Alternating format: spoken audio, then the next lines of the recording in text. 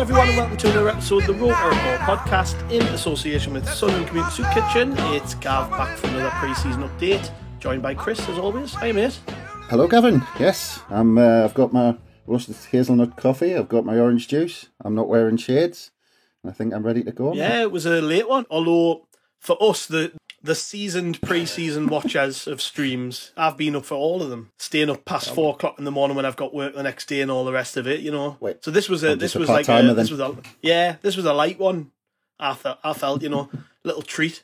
Although the club managed to sort of balls up the announcement of the kickoff time, so I wasn't sure whether I was going to be staying up till 3 or 2, but turned out to be 2 because the game kicked off at 12. And yeah, I'm feeling fresh, me, compared to how I felt after the New Mexico game, where I felt like an absolute bag of shit because it must have been 4:30 before I got to bed. Then I had to get up the next day.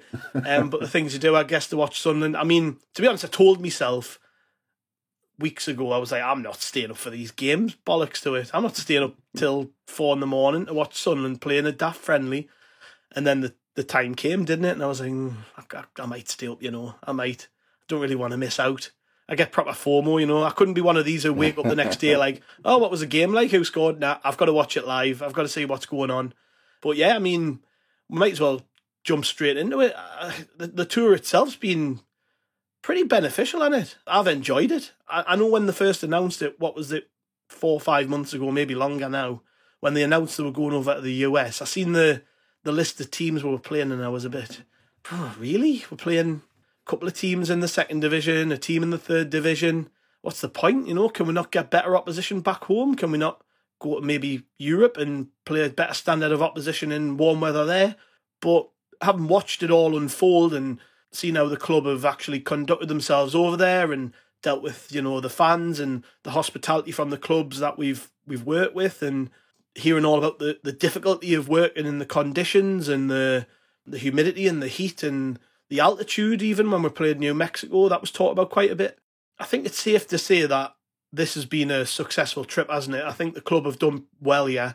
I heard the New Mexico commentators talking about this. The games were actually planned a couple of years ago. They were hoping to get there last year. It didn't happen. So they've looked at this particular area of America and thought, why not, Let's go over there. Let's put the players through their paces in some difficult conditions, and we can talk about the games in a bit, but I mean, generally speaking, working hard in the heat is difficult, and the players will come back to the northeast and they'll get off the plane and see it's pissing down, it's freezing, and think, bloody hell, what a difference, but they'll feel the benefit. Oh, no, I think I put in the preview with the heats that they've been having, I bet you there's some of the lads that just can't wait to get to the freezing cold of the Academy of Light.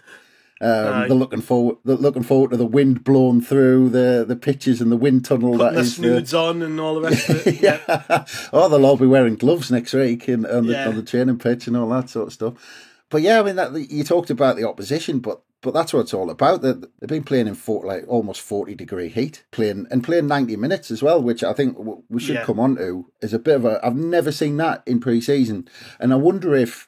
You were talking about the level of opposition and actually what it has done in at least the kind of second two, the New Mexico and the North Carolina game especially. It leveled the playing field as the game went on. Yeah, it did. Which kind of made it kind of difficult for the players and made it more of a kind of competitive game. But we'll come back onto that 90-minute policy. But yeah, you can see, I mean, just by that as well, like the fitness, it's all about that. It's all just kind of really it's almost kind of stress testing the players in these conditions. It's like putting them to their limits, playing kind of 90 minutes at 35, 36, even higher temperatures than that. I mean, especially in the first game in San Antonio in Texas. I mean, that was kind of bordering on 40 degrees. And the humidity as well. I mean, that's up there as well, working hard in those conditions. I mean, like I said, the only thing that I would say as a tour as a whole, in terms of how they've planned it out, and I think it's been great, and I think that the teams have been good, and I think I actually don't mind that level, because actually they had a lot of young lads who had lots of legs, they were really quick, and I'm talking about the opposition. Yeah. So it was a good test in that way. But the only thing I would say was, if you just look at the distances, now what I didn't understand was playing San Antonio and then going to Albuquerque, you're talking of a trip of, because we're only there for about a week, so that first trip was 700 miles, roughly. maybe not as the crow flies, but roughly about 700-800 miles. And then we went 1,800 miles east. And what I didn't get was, if you're going to play 3 games, why not, if you said it's been planned for that long, we might have been able to plan a game in Arizona or Oklahoma, Colorado, Kansas, Utah, somewhere around New Mexico and Texas rather than the other side of the country. It just seems like, to go 700 miles and then fly another 1,800 miles. I don't know. But that would be the only thing that I would be kind of questioning, thinking, that's a lot of travelling in a week. But no, I think it's been great. I think the way that they've done it, I really like and I talked about this last time, I really like the schedule of getting back for a couple of weeks, playing 2 local games, then flying out on tour, playing the 3 games. As I said, I'm sure the club would have preferred the 3 games to be, or certainly the 3rd game to have been closer to the first 2. I think it was a bit, maybe you can see it's on the way back or something like that if you're looking for it. But yeah, on the whole, I think it's been cracking and I've enjoyed it. And actually, I don't think I quite get into pre-season tours as much as I have this one. I'd agree. Yeah, I'd agree. I think generally, I mentioned it before. I didn't want to miss the games, wherein certainly in previous years I haven't been too bothered, really. And it's normally because I'm not as optimistic, excited as I am right now. Like, we could be playing the Dog and Duck at 5 a.m, and I'd probably watch it because I just don't want to miss a game. It's the way the club's got us feeling at the minute. Even like, and we'll come on to the game in more depth, the North Carolina game, but even that one, I seen the lineup and I'm excited just by looking at the team. I was like, new lads playing at the back, Riggs starting again and all this. I just get excited when I see the team sheet now. And I think you're right. I think it's just, I'm really into it because I'm into the club so much right now. And just on the distance thing, everything's miles away in America. And I didn't realize, so it's huge. It's absolutely massive. I was looking at this the other day. The distance between San Antonio and New Mexico, as you say, if you just look at the map, like from afar, if you go on Google Maps and you just plot them out and you see it, you think, oh, they're not too far away from each other.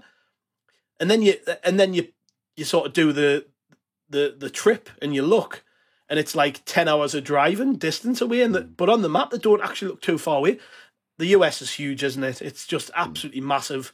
I mean, compared to us, we're just a dot on the map, really, aren't we? But it's nice that we've been able to go to these places, and like I said before, these clubs have really embraced us. Like, even watching because all the streams have been provided by the clubs we've played, and they just make a huge deal out of Sunderland because I guess we're kind of a big deal. I don't know.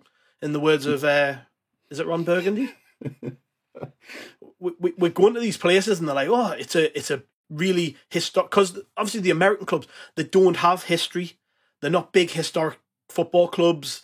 They don't have the history in the fan base. And with a lot of soccer fans, over there, you had to go and use the word, didn't you? Yeah, their general knowledge of the history of football, for a lot of them, they're new fans. So it's educational in a way. North Carolina are putting on a spectacle where this big historic football club from England have come across, who've had a Netflix series, which a lot of them will know us for. And it's teaching their fans, like, football is quite historic in England and this, that, and the other. So we've been treated like a big deal, and the hospitality we've received has been amazing. I think that's the one thing for me coming off the back of it, is the way we've been received by these clubs and the way they've treated our players and the fans, second to none. I wouldn't think twice about going back out there, honest. I think this should be, not every year, but every sort of 3-4 years, we should be looking at going over to the States to do this sort of tour again, because all I've seen are benefits. And yes, it would be nice to have played maybe one game against higher level opposition, maybe an MLS team, but I'm clutching at straws to find issues with the tour in general. I'm just really happy with how it all went, and I think we're only going back to the UK now with positives in mind and not negatives. But I think when you're talking about the level of opposition, and I think it's all good preparation to go into the Mallorca game. So that's that is the game where he's gonna really kind of, that's the last preparation. You're building up. I know we've got Hartlepool, and I'm not going to try and pronounce it like that commentator pronounced it. I'm not. Hartlepool's town. I'm not even.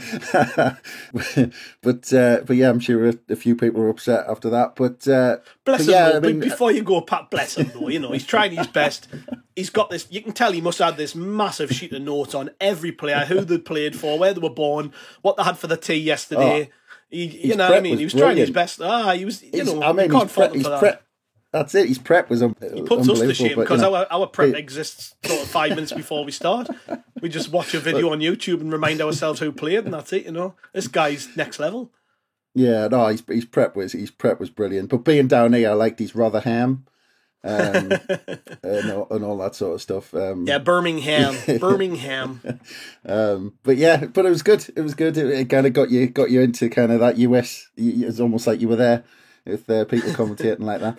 But it was good. And like I said, it's all been building up, and I think that's going to be that Mallorca at the stadium. Like that's going to be the big one where we'll see the building up to that opening game of the season. We'll see some partnerships. We'll see what Mowbray wants to do. And actually, the commentator said that as well, actually. But I was just going to quickly go on to what you were talking about, us. I mean, look, we think we're a big deal. You know how much we think we're a big deal. We think the biggest club on earth. But, the commentator was talking about, going back to the Premier League days. I mean, moments like he talked about the Defoe volley against the Mags and all this sort of stuff. And, over there, that we were in the Premier League for 10 years, and people remember that. The Premier League's massive out there, and people still know Sunderland, even though we've been in League One we were there for 4 years. People still remember these, and the commentators were getting onto these moments of us being in the Premier League and big moments. And thinking back to those 10 years, there were a few good moments in there somewhere, I'm sure. Yeah, he was rubbing the salt in a little bit for us there because. I missed that Defoe goal going for a piss. So every time I hear about it, it hurts deeply because I missed probably the best ever goal scored in a derby just because I had a weak bladder and I decided 6 pints before the game was a good idea. and I haven't thought about that for a little while, and then he mentioned it, and my world came crashing down again, unfortunately. But it was good. It was good, and like I said, I think you're right. I think we are, Sunderland to name, and I think that it's probably good timing as well after the Netflix. It's probably the first opportunity after the Netflix kind of came out to get across there. And like you said, with the next season coming out on Netflix, I'll be interested if we keep going back or whether we'll do a rotation and go out to Asia and all that sort of stuff. So yeah, that's one for next year. We could. I don't know if you saw Wrexham are out there at the minute in the US, but they're doing the whole. Didn't they? Yeah, they got battered off. They played Chelsea and got battered 5-0, and then they've got a couple of games against MLS teams. I think they're playing LA Galaxy and Philadelphia Union. I might be wrong. But that's the other way to approach it. You could go out there. There's other big European clubs out there. You could play a game against one of them. You could play a couple of MLS teams who, again, are in the middle of their season.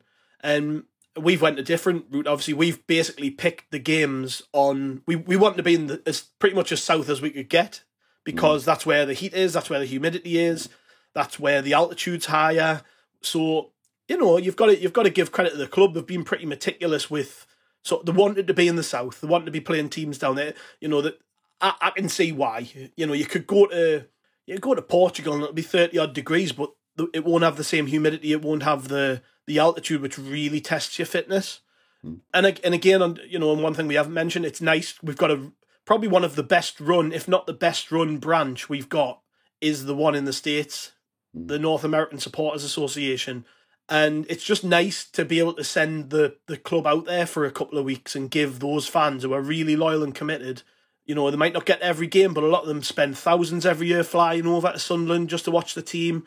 They're the ones getting up in the middle of the night to watch us play or first thing in the morning. So it's nice to be able to give them some moments as well. I noticed a lot of tweets from fans out there who've never seen the team before. And it's like, can you imagine you love this club? Like, we all love it in different ways, but we all love the club. And you love this football club as much as we do, but you've never actually seen them play in person. And then they just rock up in your city and you get to watch them play. And it must be amazing. Like, what I want to do is talk to somebody maybe who that describes their experience, because I can't imagine what it feels like just to see these players that you idolise walk in front of you for the first time and actually just see them play a game. It must be amazing. But you talk about in their backyard. I mean, we talked about how massive it is. People who are in New York or something like that, they've probably travelled about 7 hours or something like that to get there. True. And the rest, So, like I say, just a brilliant tour, I think. And we might as well talk about the two games we haven't covered off properly. Because last time we did a pod, we just played San Antonio. And then we went into the New Mexico game through the week. Again, 2 o'clock in the morning, kick off over here on, I think it was Thursday morning, which was a struggle getting up in the morning. By 1, 2 in the afternoon, I was proper struggling. But I'm glad I got up for it, because I thought, like pretty much every game to that point, we actually played at a pace which wasn't I wasn't watching it and thinking, oh, this is like a pre-season game. I thought it was played at a decent pace. And again, this is another thing with playing, and we mentioned this when we talked about San Antonio. This is the thing about when you play a team in the middle of their season, they're all fit. So they're not just sitting back and playing at sort of pre-season friendly pace. And that makes you step up. That makes you go a little bit harder into tackles and pressing and all the rest of it. I thought it made for a good occasion. Yes, we tired towards the end, but given that we played the same 11 players for 90 minutes, that was always going to be the case. Mowbray said this, that he was going to split the squads and give both teams 90 minutes because fitness-wise, that's really important. It's a check in the box. They've all played 90 minutes, or most of them have played 90 minutes. And yeah, I thought it was a good game. I mean, to be 3-0 up in any game is good, but the first half, up until the point which we got the first goal, I thought it was neck and neck. I thought New Mexico played pretty well. I thought they gave as good as they got. There was a 5-minute period before we scored where I actually thought we were going to concede and that they were on top. And then out of nowhere, Pierre-Ekloir, I mean, you'll have seen the goal if you're listening to this, I'm sure. What a goal. Absolute bullet. I mean, I'm glad that they've actually released the highlights now of the game played in real time, because the highlights that we put out on Twitter and all the rest of it were in slow motion. Because at the time I'm watching it, and the camera doesn't keep up with the ball. He hits it that hard. Nobody's expecting him to hit it. I think they back off a little bit, and he bats it towards goal, straight in the top corner. The keeper gets nowhere near it. And I don't know if you've seen the footage that the club put out on social media, but it's brilliant. There's the cameraman behind the goal holding the camera, gets the goal, and then the ball hits the back of the net. Pritchard grabs it, sort of shrugs his shoulder, and when he looks at the goalkeeper, as if to say, you can't do much about that, mate. I mean, it was a fantastic goal, wasn't it? That's a real sign that there's more to come from Pierre-Ekloir over the coming months. What a cracking goal. And you know what the best thing about it is, and I'm just kind of watching it again now, but the best thing about it is how casually he does it. Like, he just and like he's done it a million times in training the last couple of days. Yeah. Yeah, it wasn't. I mean, obviously, just the celebration and walking away and just going, yeah, I've just smashed it in from 30 yards. But it was just the one touch out of his feet, and he didn't. You know, you see some players when they're really smashing the ball and they have to kind of prepare themselves. He almost had no backlift at all. He just took one step into it and just absolutely smashed it. But yeah, Eggers, I'm glad he's done what he's done in pre-season, because he's taken it. And I know pre-season, you know, you can say what you want about pre-season. It's, you know, it is what it is. But he's looked the part and carried on from his form at the end of the season. And he's looked, at times he's actually looked even better. He's looking like he's, possibly cementing a place in that centre midfield, because if you look at the team that we put out in that game, I think already you're starting to see partnerships forming. So I think looking at the teams that he's put out, I look at it the way Mowbray is putting certain partnerships together in certain games. So in the midfield, he had Dan Neil and Ekwa together. And I can, as we stand, I know there's still the Mallorca game, there's still some time. But as we stand, I can see Mowbray, that's what he's going to go with. He's going to go with Ekwa and Dan Neil in the middle. And because I thought it was interesting, he went with that partnership in the middle game, 90 minutes. And then they got a bit of a rest for the North Carolina game. And then I'd imagine they will start the Mallorca game at the weekend. So I can see that in terms of partnership. The other partnership I thought was really interesting, which again, I'm pleased to see, because I was a little bit worried about Pritchard going into the summer.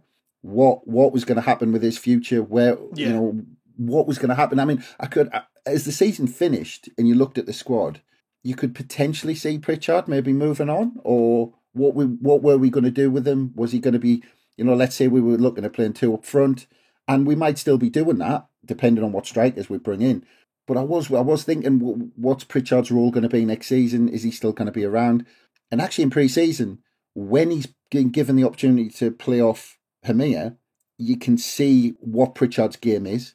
Yeah. And the way he floats around, because early in the game, he almost had a sighter where he pulled off to the edge of the box, went a little bit wide, and then just tried to play a flat ball into Hamia. Just kind of at head height. He didn't kind of float it in. He just played it at head height. And you can already see that he's seen Hamia working in training, and he knows he knows he's there. How many times last season in the games when Pritchard had possession on the edge of the box and he had to look back or he had to go sideways because there was nobody ahead of him because everyone was dropping deep rather than going beyond. And now he's got somebody ahead of him. You can see he's got the ball looking up and he can see someone. And he's picking him out. And then he had a bit of a sighter early on that nearly got to Hamia. And then the goal just looked so easy. And that's Alex Pritchard. That's what he needs. If you give him somebody ahead of him, he'll pick him out. He's that sort of player. He just needs a target to say, look, give me the ball. I'll pick him out. I remember, going way back, Eric Gates, where he used to say, give me the ball and I'll get Marco on his bike and he'll be in and I'll find him. And Pritchard's a bit like that, where if you give him the ball, he'll pick someone out who's making a run or he's in the box. So at the minute, I obviously, we've got no other option than Hamia up front in terms of the striking positions, but I can see that being a really tasty partnership at the minute. Like Pritchard looking like he's working off him. Yeah. Because the other thing as well, in all of the pre-season games, you look at the Shields and the Gateshead games, you looked at the New Mexico and North Carolina games. If you look at them two as pairs of games, the difference at the minute, I think, of us having a striker and not is kind of night and day. I mean, even though we got some early goals against North Carolina, we had to play a different way. We were talking about Bennett possibly playing up top, but you can see he can't do it on his own. He can't do it as a lone striker. He has to play off someone, and that is a massive difference at the minute. And I think, I certainly noticed between the Shields and the Gateshead game and the New Mexico and North Carolina game. So even though, you can talk about the opposition, are at a certain level, but these things are starting to come through. Like you can see certain partnerships, you can see things working, not working. And I thought that the New Mexico game was good for that. You saw a couple of partnerships really coming off and starting to kind of build. And like I said, those two partnerships, the central midfield and Pritchard Hamia, at the minute, I'm expecting to see them against Mallorca as well. Yeah, I think back a little further, and you go back to the season we got promoted. That partnership between Pritchard and Ross Stewart was a big factor in why we went up. And Pritchard barely had any time on the pitch with Stewart last season. And I think that's why he underwhelmed for the majority, and you bang on. I think it's because he had nobody to play off, really. You look at the squad, and we've got so many players now who are all back fit and all the rest of it. He's the most natural option in that 10 position. I mean, I think Chris Riggs had a fantastic pre-season, but we're going to have to take a step back with him. He's 16-year-old. He's not going to start games straight away. But I think actually Pritchard has low-key had a very good pre-season, and that's a big reason why, because he's mainly played off Hamia and had somebody as a focal point to hit. And just, you mentioned the goal, the second one. It was a great pick out by Pritchard, and he doesn't even jump Hamia. That's how, he's massive and he doesn't have to jump. I think he's peeled off like the fullback or something, nods it down, and it just looks so simple. That's what we lacked at times last season. Yeah, the quality of the cross, just brilliant. Right on his head. Oh, yeah, fantastic, yeah. And then the third goal was, to be fair, I say it's scrappy, and the finish was scrappy, but the actual build-up play was pretty good. Pritchard, again, he plays like a sort of a looped, lofted ball, which O'Nien runs onto, and O'Nien plays it first time with his instep across the box and causes all kinds of bother. Hamia has a bit of an air shot and misses the ball, which ends up working out for the best. It lands to Lahaji. He has his first shot saved, and then it just comes back out to him and he taps it in. And I think another player who's had a decent pre-season is Lahaji. He deserved his goal. And then, to be honest, as the game wore on, the sort of the fitness told. This was the one where all they talked about was how much it was played at altitude and it was difficult and all the rest of it. And, New Mexico rotated their entire team at half-time, I think. So they had fresher legs than we did, and Even then, though, you look at the goals we conceded. The first one we conceded is a massive deflection. I think it comes up off Hume. And I felt sorry for Matthew Young in goal because he had a brilliant game. First ever game as a Sunderland player, a senior player, 16-year-old. You look at him, he's an absolute monster. Doesn't look 16. I want to check what his dad's been feeding him like because he's massive. But I thought he had a cracking game first half. He made loads of good saves, good at playing the ball out from the back, and yeah, he probably deserved a clean sheet for his performance. But 2 minutes from the end, we conceded that one, and then the ref gave a penalty in the last minute of the game, and it was never a penalty. And Isaac Zuleta scored it, and that made it 3-2. So I think the scoreline perhaps downplays the dominance we showed in the game. We were by far the better team.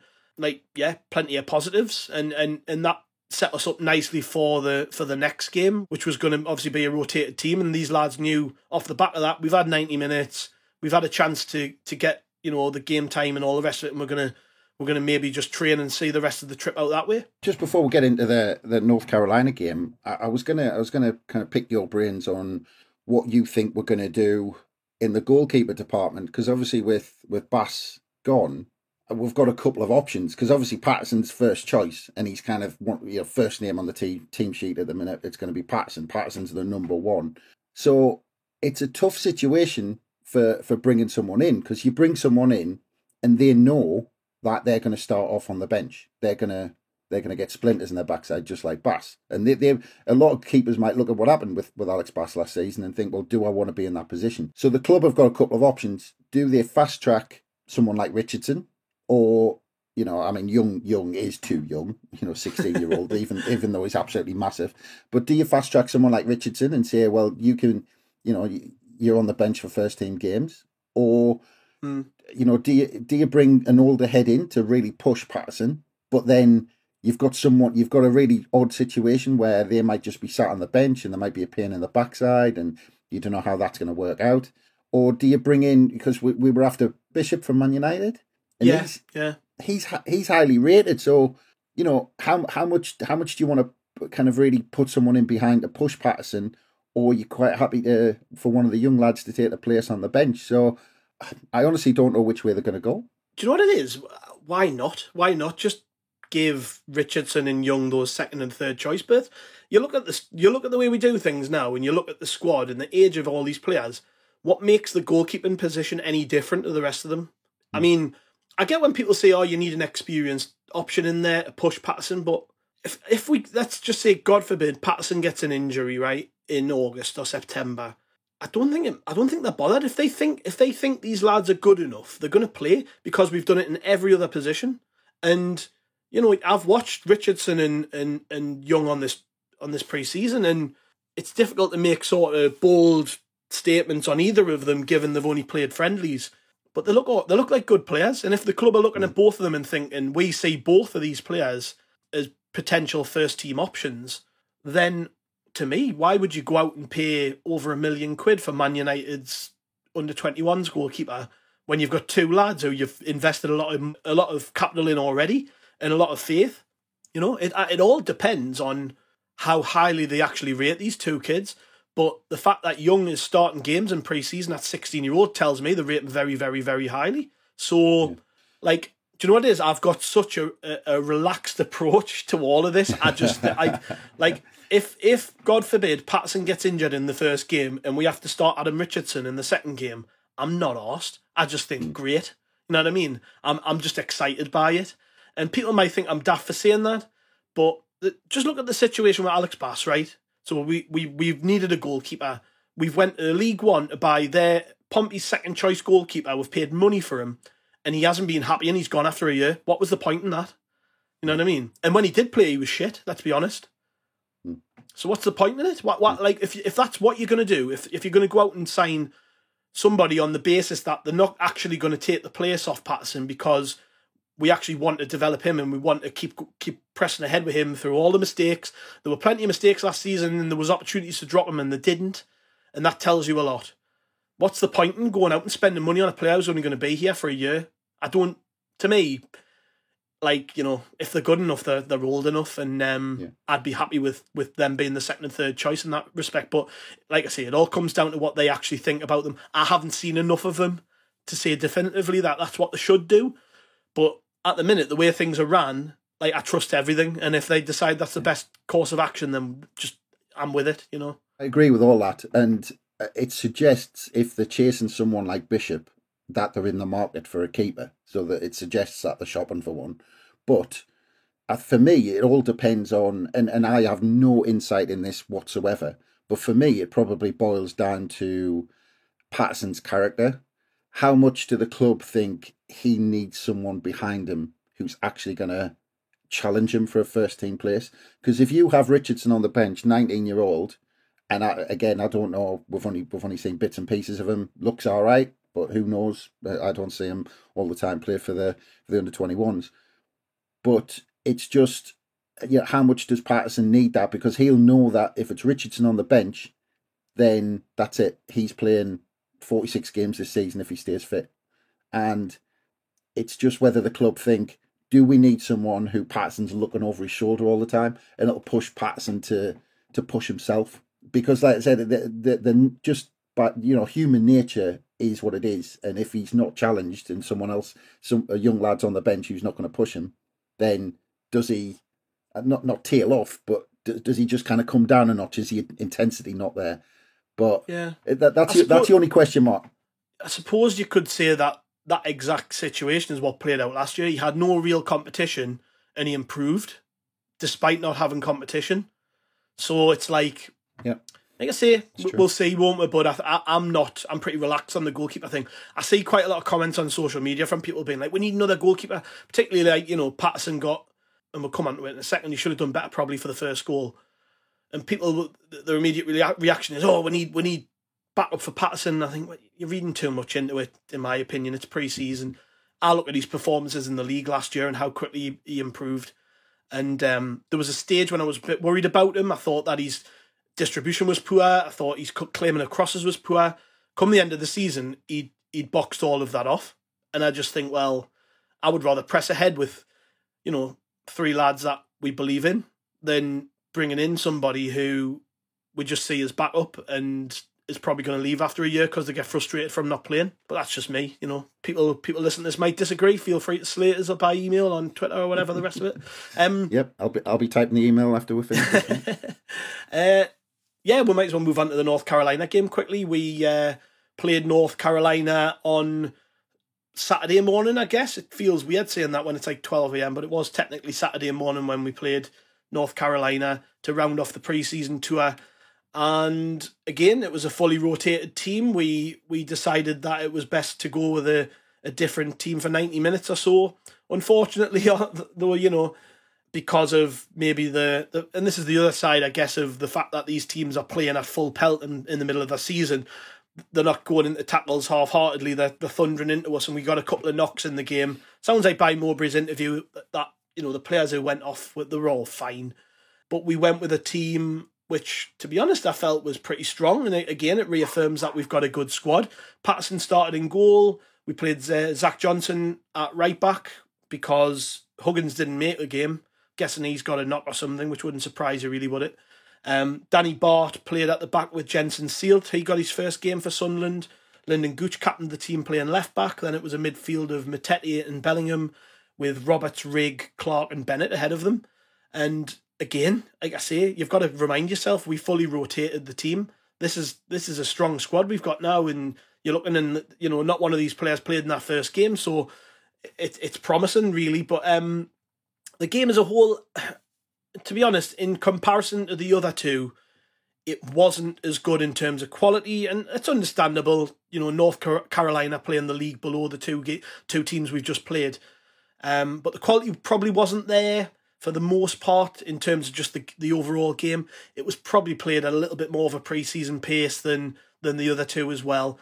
We were 4-0 up at half time, but in the second half, I thought they tested us more because they rotated the team again. They brought on young lads, and you mentioned it, young lads with pace and power and all the rest of it. And we tried to go on with the same players. And you've got to bear in mind as well, we trained earlier in the day, so the lads have already been put through their paces in a training session, then had to play 90 minutes in tough conditions against a fit team.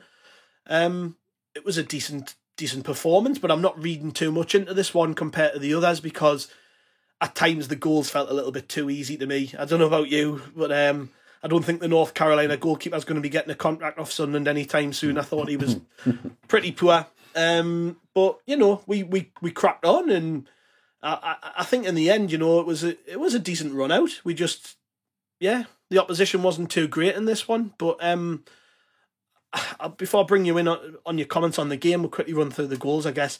The first one, Jay Matete scored. I thought it was a lovely goal. Him and Chris Rigg linked up really well. I think Bellingham plays at the Rigg. Rigg plays a 1-2, I guess, with Matete. Matete passes it and just carries on running. Rigg finds him with a great pass, gets on the end of it. He's at a dodgy angle and you're thinking he's never going to score from there. But I think the momentum of just running so fast, he has to lash it first time. And it's a good finish, but the goalkeeper probably has to do better. Matete will be happy just to be in amongst the goals because it keeps him in the manager's mind. And unfortunately, not long after that, he got clattered and tried to play on and couldn't, and had to come off. And that meant that we had to bring on a player who'd not seen any action over the last couple of games, I guess, in Ellis Taylor. He came on and we had to shuffle the pack a bit. Rigg went into midfield with Bellingham. And I just laughed to myself because I had to, you know, Bellingham's 17 and Rigg 16, combined age of 33. And that's Sunderland's central midfield pairing. But they did really well. We progressed, we kept going. The second goal, which, to be fair, you know, I don't know. Again, they're defending not particularly great. But Danny Bart, great ball from Roberts in fairness, but Danny Bart's just a better header of the ball than any of their players, I think. Gets on the end of it to make it 2-0. And then it sort of capitulated from there and for New Mexico again, North Carolina, because we got the third not long after. I think it was who got the third goal? Was it Jack Clark got the fourth one, didn't he? It was Roberts. Roberts, that's right. Yeah, that wasn't a bad move. Decent little passing move again. Clark played it into him on the edge of the box. He scuffs it with his wrong foot, and the keeper, shit by the keeper again, really. With his right foot. Yeah, and then the fourth goal was Clark, and it was a mile offside. But he did well. Good finish. I don't know how the linesman didn't see the offside, though. He's a good 5 yards off before he gets the ball. And it was game over by half-time, really. You know, we're going into half-time, and you're thinking, God, this could be a cricket score. But what happened was what happened in the other games, because we tried to plough on. The fitness told, and we, I think by the sort of 60th minute, you're looking at our players and they're absolutely dead on their feet. But we cracked on, and like I say, Seals came off at half time because he got a, did he get a knee in the back, or I can't remember what actually happened with him, but he got a canny whack and tried to play on, didn't he? He was holding his knee, wasn't he? Yeah. So he carried on till half time. Towards the end of the game, Zach Johnson pulled up with cramp a couple of times. I think he played for about 20 minutes with cramp and then gave in the last minute. Hume came on for a couple of minutes just to see the game out for us. Their two goals, just pace and power, really, against tired legs. You know, not going to read too much into it. The first one, Patterson's got to probably do better. Like, ball bounces up in front of him, doesn't it? You know, he's got plenty of time to see it because the shot comes in from the wing. You're expecting Patterson to maybe do a little bit better with that one. But the last one, I think it's just a really quick player up against tired legs. Bart should probably make a tackle, doesn't. Gooch backs off a little bit. And he lashed it into the bottom corner. It wasn't a bad finish. And yeah, as a fitness exercise, again, it tested us. Hopefully these aren't bad injuries that we've picked up. I think they were just knocks, as Mowbray said. And yeah, it rounded off the tour pretty well. Another win. 5 wins from 5 in pre-season. And I don't take any pleasure in pointing this out, but I think the last time we won every game in pre-season, we finished bottom of the Premier League with 15 points. So you read into that what you will. But yeah, maybe we'll lose against Mallorca just to balance things up. But yeah, a canny run out. Yeah, it was, and I know you talked about the pace and the tempo not being great in this last game, but I actually thought first 25 minutes until you could argue until Matete went off. I thought it was really quick, and I thought Matete actually was huge in kind of dictating it.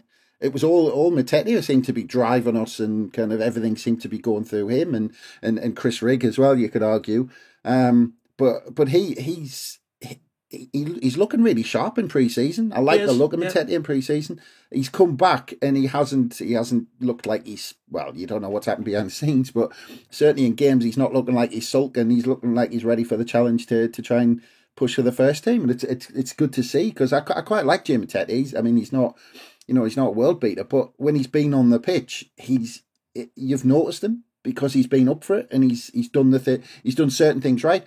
And actually, that first 25 minutes, I liked how we, even with short passes, we got the ball forward really quickly. Like, we got from back to front within 4 or 5 passes, but with really short space of time. It was kind of quick fire passes, and before we knew it, we were on the edge of their box.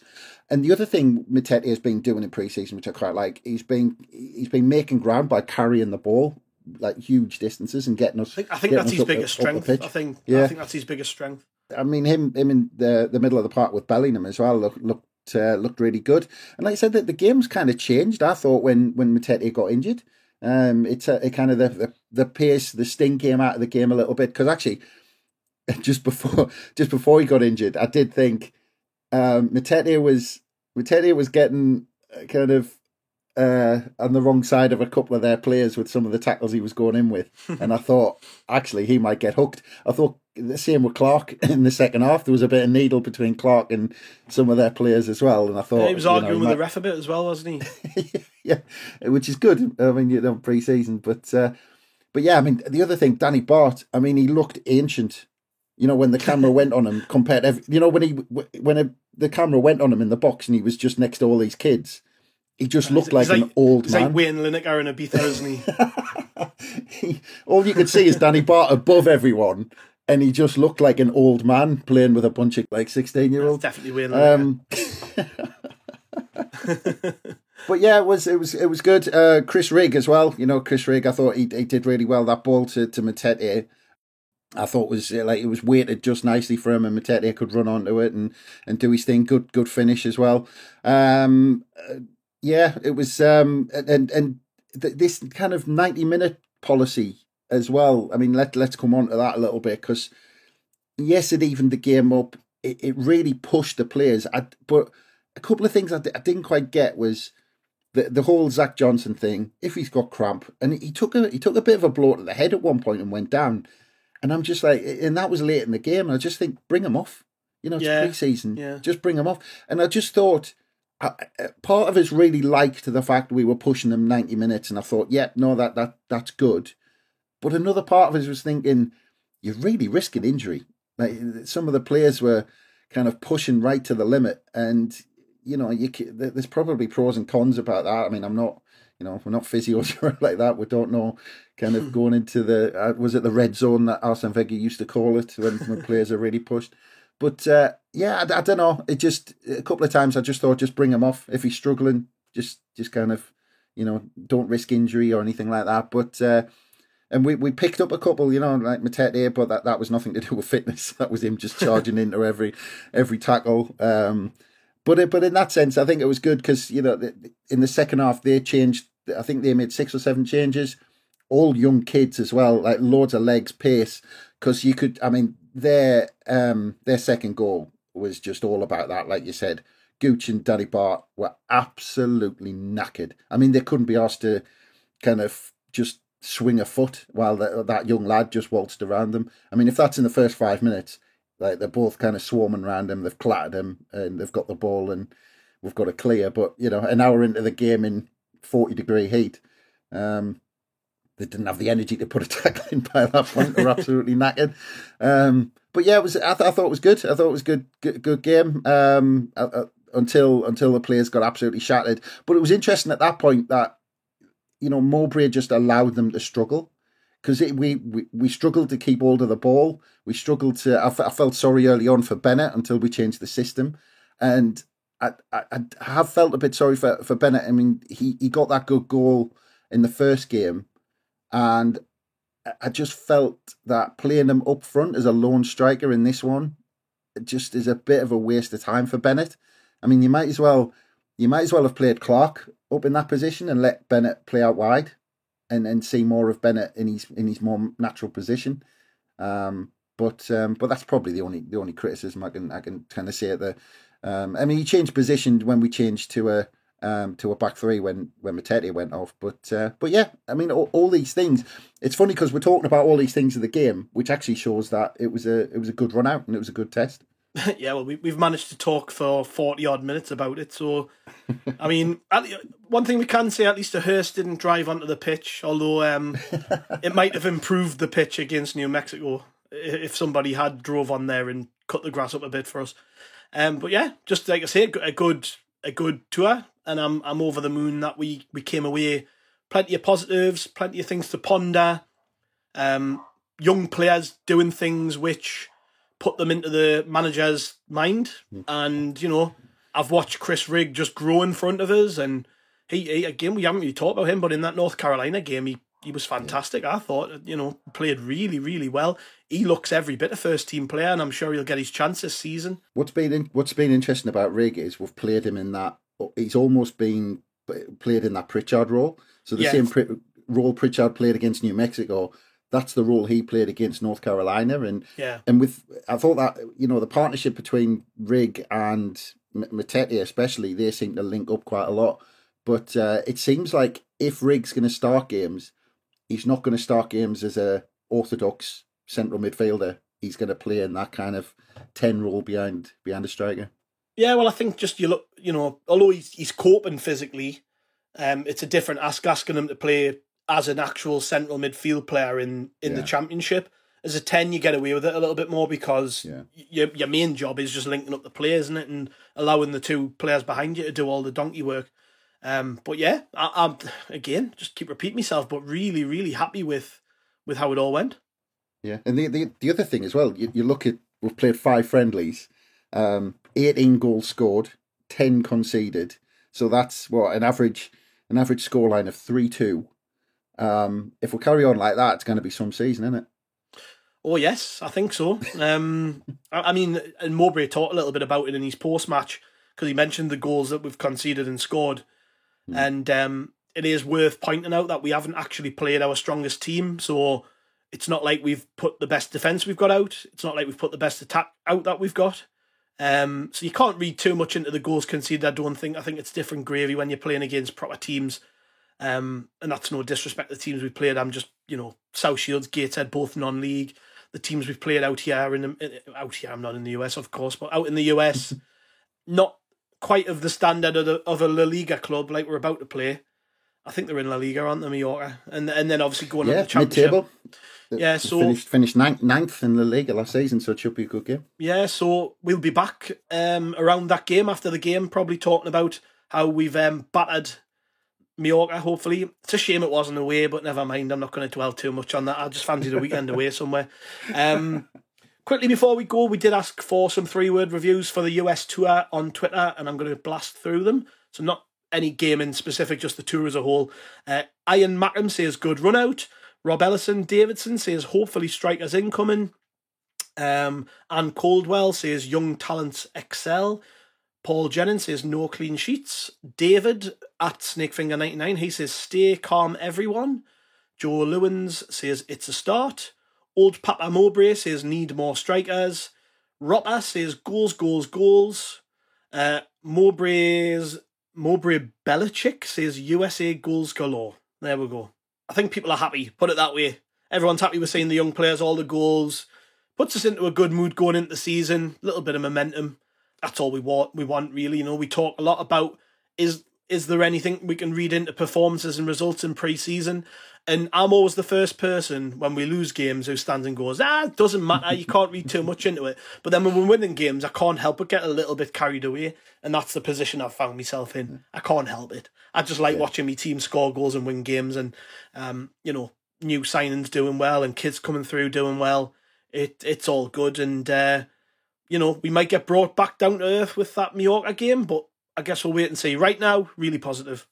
Well, that's it. It's not results at this stage. I mean, when I'm watching these games, I'm trying to focus on partnerships, because the way he's done his 11, I honestly think he's tried to set up certain partnerships in different games that are likely to start the season, and trying to pick those out has been interesting, because I think Mowbray is kind of shook up his squad quite well in pre-season. But even though he's completely split the squad at times, he's still kept certain partnerships together.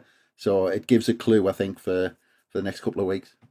Yeah, well, we'll be back after Mallorca. Cheers, Chris. No bother. Cheers, man. Thanks as always. Thanks to the listeners. Thanks to everyone who contributed on Twitter to the 3 Word Reviews. And we'll be back after Mallorca. We'll see you then.